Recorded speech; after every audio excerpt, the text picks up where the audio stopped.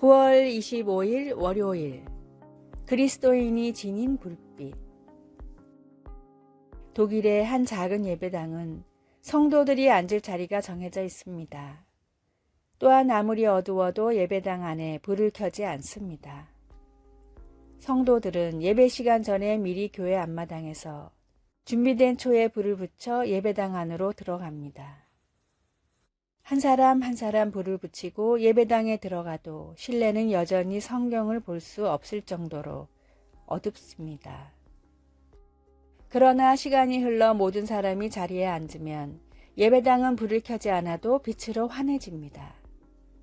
모든 성도들이 각자의 자리에서 밝힌 빛 가운데 드러나는 찬란한 십자가는 너무 아름다워서 이 십자가를 보기 위해 굳이 찾아오는 관광객도 많다고 합니다. 교회의 안내원은 교회를 처음 찾은 사람들에게 촛불을 켜는 이유에 대해 다음과 같이 설명합니다. 한 사람이 빠지면 촛불도 하나 빕니다. 교회는 그만큼 어두워지고 십자가도, 성경도, 서로의 얼굴도 그만큼 보이지 않습니다. 한 사람의 소중함, 그리고 세상에서 우리가 빛의 역할을 해야 한다는 사실을 잊지 않기 위해서 우리는 매주 촛불을 들고 예배를 드립니다. 오늘의 말씀, 진리를 쫓는 자는 빛으로 오나니 이는 그 행위가 하나님 안에서 행한 것임을 나타내려 함이라 하시니라. 요한복음 3장 21절. 오늘의 찬송 47장 하늘이 푸르고. 오늘의 만나, 주님이 주신 사랑을 세상에 베푸는 사람이 되어 주님께 영광되게 하소서. 말씀을 마음에 새기고 복음을 세상에 전하는 일에 매진합시다.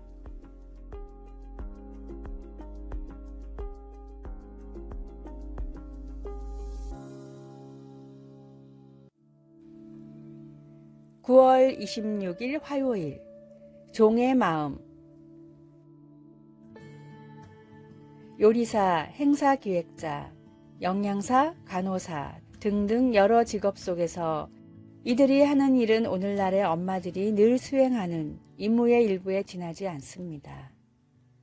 2016년 한 연구에 의하면 엄마들은 한 주일에 59시간에서 96시간을 아이와 관련된 일을 하는 것으로 추산되었습니다. 엄마들이 항상 지쳐 있을 수밖에 없지요. 엄마가 된다는 것은 자녀들을 돌보는데 엄청난 시간과 에너지를 쏟아붓는 것을 의미합니다. 아이들은 세상 살아가는 법을 배우는데 도움이 아주 많이 필요하기 때문입니다. 하루하루가 길게 느껴지고 다른 사람들을 돌보는 일이 가치 있는 일이라는 것을 되새길 필요가 있을 때 섬기는 자들을 지지해 주시는 예수님을 보면서 큰 소망을 가집니다. 마가복음에서 예수님의 제자들은 자기들 중 누가 가장 큰가를 두고 언쟁하고 있었습니다. 예수님은 조용히 앉으시며 누구든지 첫째가 되고자 하면 무사람의 끝이 되며 무사람을 섬기는 자가 되어야 하리라고 제자들을 일깨우셨습니다. 그런 다음 한 아이를 팔에 안고 다른 사람들, 특히 우리 중 가장 의지할 데 없는 사람들을 섬기는 것의 중요성을 말씀하셨습니다. 예수님은 다른 이들을 섬기는데 드리는 시간과 노력을 매우 귀하게 여기신다는 것을 알고 힘을 내시기 바랍니다. 말씀, 누구든지 첫째가 되고자 하며 무사람의 끝이 되며 무사람을 섬기는 자가 되어야 하리라. 마가복음 9장 35절. 찬송 218장 내 마음과 정성을 다하여서. 기도, 주 예수님, 주께서 아이들과 연약한 이들을 사랑으로 돌보신다는 것을 깨우쳐 주시니 감사합니다. 주님의 섬김의 본을 따를 수 있도록 도와주소서. 아멘.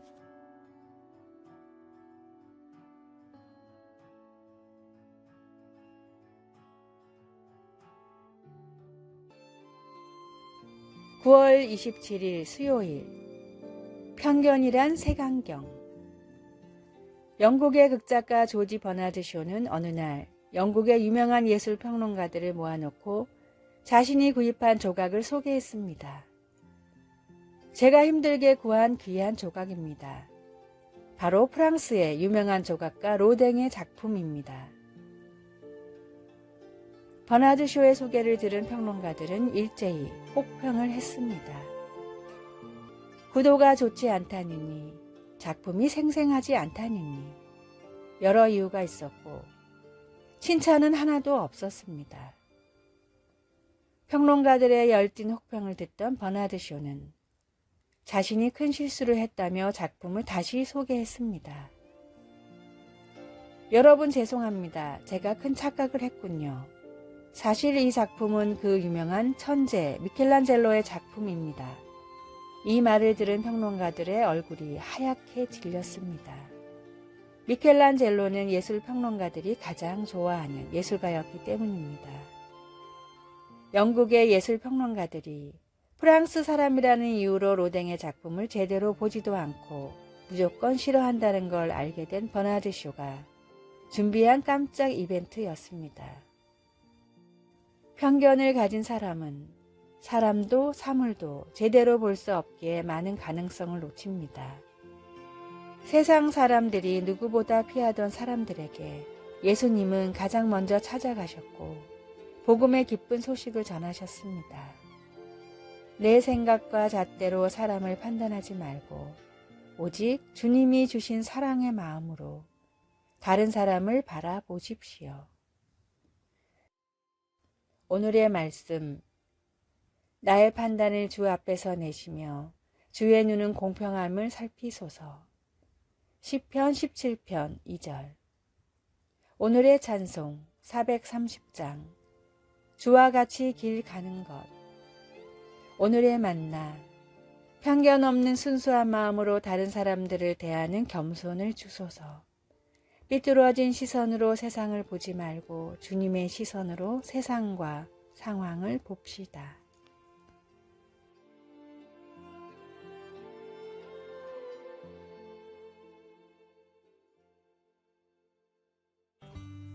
(9월 28일) 목요일. 또 한 번의 기회. 어느 중고 자전거 가게가 있었습니다. 이곳에서는 버려진 자전거를 자원봉사자들이 다시 조립하여 가난한 아이들에게 나누어 줍니다. 이 가게를 시작한 어니 클라크는 노숙자들과 장애인들, 그리고 일반 사회생활에 적응하려고 애쓰는 퇴역 군인들을 포함하여 여러 궁핍한 어른들에게도 자전거를 기증합니다. 이렇게 함으로써 자전거를 고쳐 다시 쓸 수 있을 뿐 아니라 때로는 받는 사람들도 새로운 출발을 하게 해줍니다. 어떤 퇴역 군인은 새로 받은 자전거를 타고 취업 면접을 보러 가기도 했다고 합니다.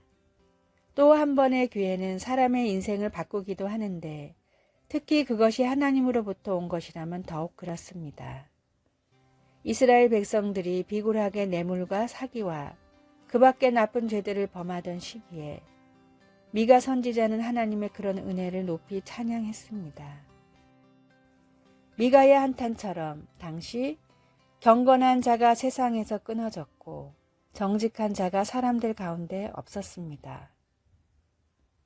미가는 하나님이 마땅히 악을 벌하시는 분임을 알고 있었습니다. 그러나 하나님은 사랑이시기 때문에 회개한 자들에게 한 번 더 기회를 주실 것입니다. 그 사랑에 겸허해진 미가는 이렇게 묻습니다. 주와 같은 신이 어디 있습니까? 주는 주의 백성의 죄를 못 본 채 하시고 살아남은 주의 백성의 죄를 용서하십니다. 우리도 용서를 구하면 하나님은 우리의 죄 때문에 우리를 버리지 않으시기 때문에 기뻐할 수 있습니다. 말씀. 우리를 불쌍히 여기셔서 우리의 죄악을 발로 밟으시고 우리의 모든 죄를 깊은 바다에 던지시리이다. 미가 7장 19절. 찬송, 그 크신 하나님의 사랑. 기도, 하나님 아버지, 또 한 번의 기회라는 은혜를 주시니 감사합니다. 아멘.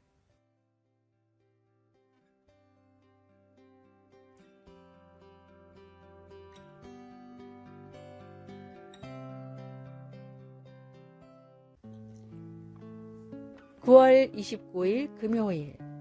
질문을 바꿨더니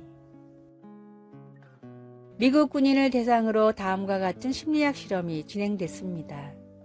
식사 배식 마지막 코너에 미국 군인들이 그다지 좋아하지 않는다는 살구를 나눠줬습니다. 배식을 맡은 사람이 살구는 별로 받고 싶지 않으시죠? 라고 묻자 90%가 살구를 싫어한다며 받지 않았습니다. 다음날 배식자가 살구 받으셔야죠? 라고 물었습니다. 그러자 50%가 살구를 받았습니다. 질문 하나를 바꿨을 뿐인데 전날 살구를 싫어한다던 사람들 중 40%가 살구를 받았습니다. 마지막 날 배식자는 살구를 1개 드릴까요? 2개 드릴까요? 라고 물었습니다. 그러자 40%는 1개를, 50%는 2개를 받았습니다. 대상자의 90%가 살구를 싫어한다며 받지 않던 첫날과는 달리 무려 90%의 사람들이 살구를 1개 이상 받았습니다. 단지 질문을 바꿨을 뿐인데 말입니다. 복음을 전하는 귀한 사명을 가진 우리도 더욱 지혜롭게 묻고 권할 필요가 있습니다. 전도는 옳고 그름을 따지는 문제가 아니라 사랑과 관심으로 마음의 문을 여는 행동입니다.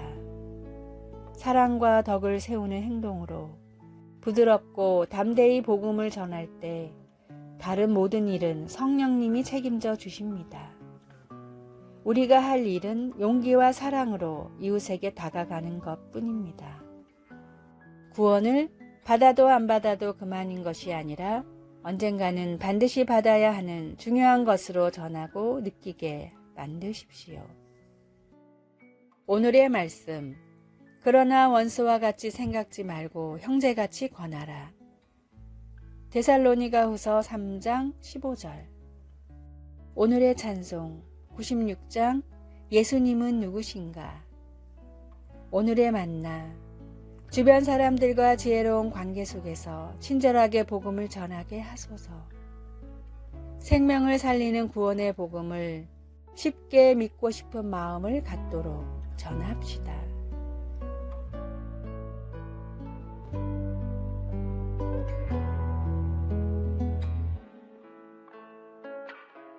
아래의 빨간색 글자 구독을 누르시어 더 많은 전도의 열매를 맺으시기를 기도합니다.